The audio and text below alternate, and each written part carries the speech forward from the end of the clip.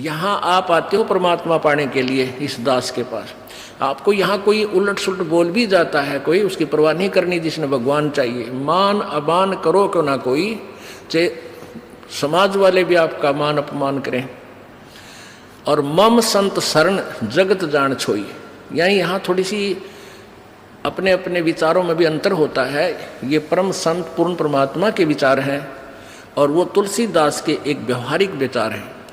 लेकिन यहाँ थोड़ा सा लागू होता है कि गृहस्थी के पास कोई भी आता है तो सबसे पहले प्रणाम करे। सतसाहिब, जैसे हम सतसाहिब बोलते हैं, मान ले कोई राम राम बोलता है तो उसको राम राम ही में उत्तर दे देवे।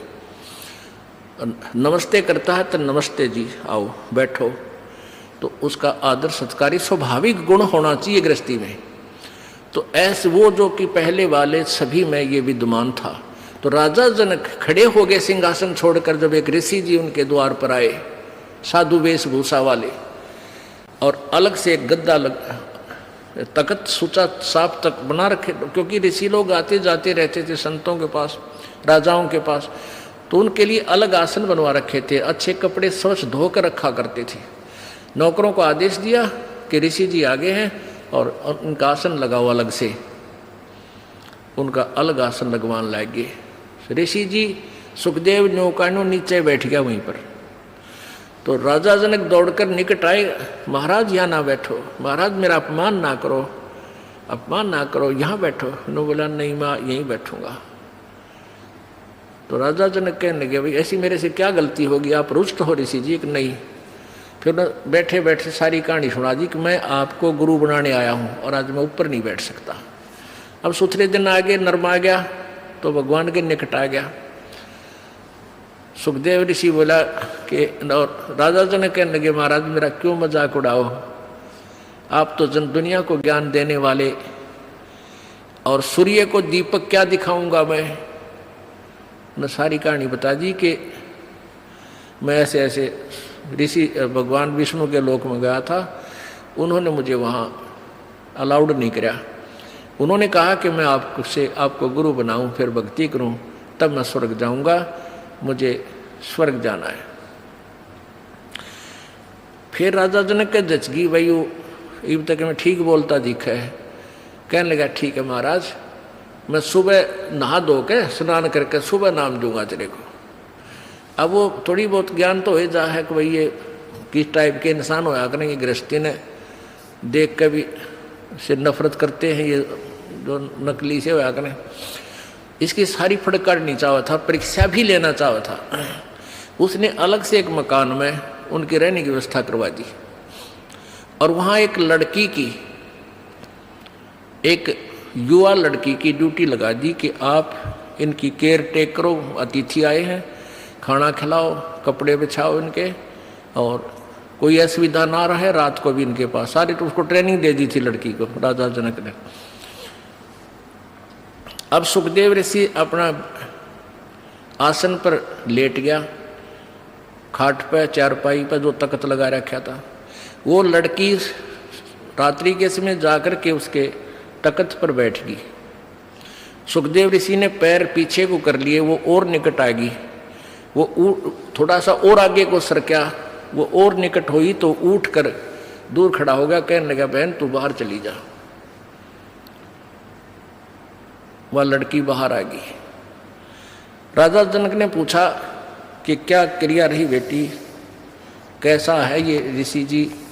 ने बोली जी ऋषि जी पक्का है, ऐसे ऐसे मैं बेड पर बैठी आपके आदेश अनुसार।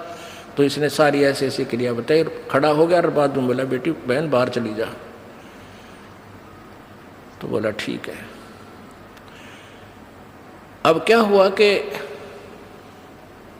वो उसका नीचे बिछा दिया कपड़ा, जैसे दरी वरी जो बिछा, वो बैठ गया भगत की तरह और कहने लगे बैठ जा ऋषि जी, अब मैं तुझे उपदेश दूंगा, पहले मैं नहा लूँ, स्नान कर लेता हूँ। अब गरीबदास जी ने अपनी वाणी में लिखा है कि राजा जनक के हजारों की संख्या में रानियाँ थी, पत्नी थी। उनमें से एक पटरानी होती है, जो सबसे पहले जो शादी की जाती है उसको पटरानी बोलते हैं, मुख्य पत्नी। बड़ी सुशील, अच्छी भक्ति करने वाली, साध्वी टाइप थी। उसको कहा राजा जनक ने कि मैं नहाऊंगा, और पानी गर्म करा, बता दिया था सारा, उसको ट्रेनिंग दे दी थी।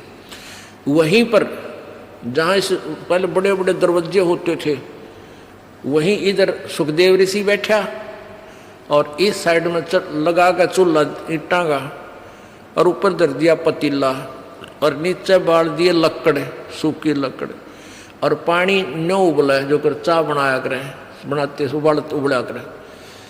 और राजा जनक का वहीं साथ में नहाने के लिए पाटड़ा डाल दिया, और राजा जनक वहां नहाने के लिए विराजमान हो गया, धोती बांध के। और वो रानी जो पटरानी थी उसकी, वो लोटा भरे उस उबलते जल में थे, चूल्हे वाले पन्नों का नो पतीला ऊपर रखा है, और राजा जनक की चोटी में घेरे रास गेला नवावे, और वो पानी राजा जनक पर डाल रानी तो, और सुखदेव नो है जलेगा भी हो। अब वो पानी उस पर गिरे, सुखदेव पीछे नो है। अब राजा जनक देख रहा अग्रेसी जी की कैरियर सलोरी है। राजा बिहन से देई जब तारी, और हमें स्नान करावे नारी।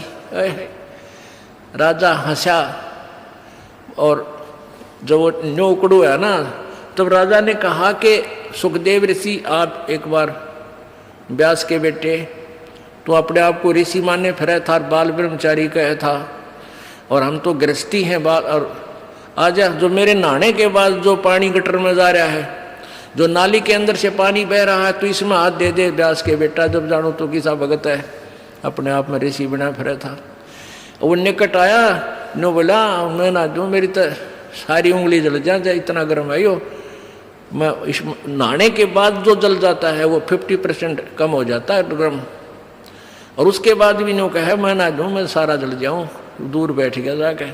तब राजा भी हंसा, जोरता हंसा, और ताली बजाई, नो हथेली पीटी, और हमें स्नान करावे नारी। अरे तू इतनी दूर तो जलन हो रही है, नवावे जिसने तू एक हे मान रहा था अपनी दृष्टि में, औरत तो देखनी भी नहीं, शकल भी नहीं देखनी, अरे यह तेरे से अच्छी भक्ति करे, इसके हाथ भी ना जलते। और ऐसा योग कमाया पूता, बेटा यो के इतना भक्ति करी, के साधना की, और क्या हुआ जो इंद्री धूता। अरे इस क्या हो गया, तन इंद्रियों को काबू करने की चेष्टा कर रही है, इनके खच्चम खच्चा हो रहा। इंद्री कर्म लगाओ किसके, जैसे जिव्या लेप नहीं मधुरस के। नाला की इस इंद्रियां का के दोष है भाई, इन तू रोके बैठा, अब जीभ के शहद लगा दे, 1 सेकंड में टेस्ट करके नीचे न कर देगी, जीभ का निशान भी ना पाओ मत होगा। तो इंद्रियां का कर्म नहीं लगे, तेरे मन के कर्म लगेंगे, और मन में दोष आए बिना रह नहीं सकता बेटा, ते तो कितनी बात बना दे। या वो भी जान गया भाई मन तो दुष्ट है, तो 1 मिनट में करा के बूंदी सोच जा, फिर सेकंड में कुछ और सोच ले। तो कहते हैं इंद्री कर्म लगाओगे किसके, जिव्या लेप नहीं बदुरस के। काफी ज्ञान दिया, फिर समझाया उसको। फिर क्या बताया कि रात्रि के समय ये लड़की तेरे बेड पर बैठी, और तेरी क्या स्थिति थी, क्यों डर गया, या कोई खावत थी तेरे को, तेरे में ज्ञान नहीं, विवेक नहीं, अब तू आत्म तत्व में भी नहीं है, परमात्मा के निकट कहाँ, तो बहुत देर की बात है। योगी पुरुष आत्म तत्व में आ जाते हैं, स्त्री और पुरुष की आत्मा में उन्हें भिन्नता नजर नहीं आती। अगर तू थोड़ा बहुत आत्म तत्व में भी आ रहा होता, तो भी तेरे अंदर ये शुक्र पैदा ना होती, और बैठ जाता, कहता जा बेटी बैठ, आओ भाई बैठो, बात परमात्मा की चर्चा शुरू करता, उसको ज्ञान सुनाने लग जाता। आप पे दोष खत्म था, तेरे अंदर दोष था, इसलिए तू सुकड़ा इस तरह। एक बार सांग देखने चले गए 2 जने, एक तो पहले जाता था, एक पहली बार गया था, और वो लड़के उस समय लड़कियों का ही रोल बना के और मेल फीमेल का रोल करा करते हैं। तो नाच रहे थे, कोई गा रहा था, अच्छे सुसज्जित कपड़े मेकअप कर रखी थी। तो पहली बार जो लड़का गया था वो कहा दूसरे ने, देख के सुंदर लड़की, देख किसा बढ़िया नाच है, और दूसरा बोला लड़की को ना, यो लड़का है, उसका ना जच्ची बात है ना, तने नहीं बेरा। वो फिर शाम के समय जब वो वहाँ अपना समांग करके, वो ड्रामा पूरा करके, जब जहाँ वो रुके थे किसी चौपाल में वहाँ गए, वो पहले जो सत्संग सुन जिसने वो सांग देख रखे थे वो अपने साथी को लेकर वहाँ चला गया। किसको? जो पहली बार गया था। कहाँ? जहाँ वो रुके हुए थे, उनके साथ साथ चले गए। उन बच्चों ने जाते ही वो सारा मेकअप उतार के, कपड़े निकाल के न्यारे न्यारे टांग दिए, और वो लड़के नो के नो कच्चे कच्चे में खड़े। तब उसका यकीन हुआ, जो पहली बार सांग देखने गया था, अगर तो छोरे थे, छोरी कोई ना थी। अब अगले दिन जब वो सांग देखने गया, वो नाचा भी था वो लड़का, और लड़की का मेकअप भी था, पर उसने लड़की नजर नहीं आई थी, वो लड़का दिखा था। तो ऐसे ही जब आत्मज्ञान में भी होता, सुखदेव तू तने लड़की नहीं दिखा, उधर ड्रामा कर रहा था, बेटा अपना कल्याण करा ले। बोलो सतगुरुदेव।